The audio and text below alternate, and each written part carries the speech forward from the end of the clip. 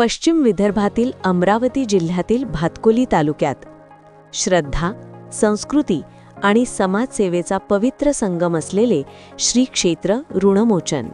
पूर्वाभिमुख आणि अर्धचंद्राकृती वाहणारी पयोष्णी म्हणजेच पूर्णा नदी आणि तिच्या तीरावर वसलेले श्री मुद्गलेश्वराचे पुरातन शिवलिंग. शंकराचा दिवस सोमवार असला तरी ऋणमोचन येथे मुद्गलेश्वराचा दिवस असतो पौष महिन्यातील रविवार. पूर्णा नदीत स्नान करून ओल्या अंगाने 11 तांब्यांच्या गडव्यांनी जलाभिषेक करण्याची ही परंपरा शेकडो वर्षांपासून सुरू आहे. गेल्या काही वर्षांत यात्रेदरम्यान नदी कोरडी राहत होती.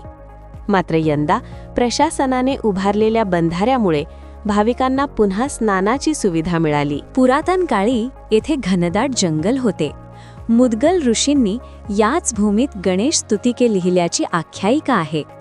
मातृऋण, पितृऋण आणि समाज ऋण फेडण्यासाठी इथे पूजा केली जाते. आजही शेकडो भाविक बैलबंडीने यात्रेला येतात.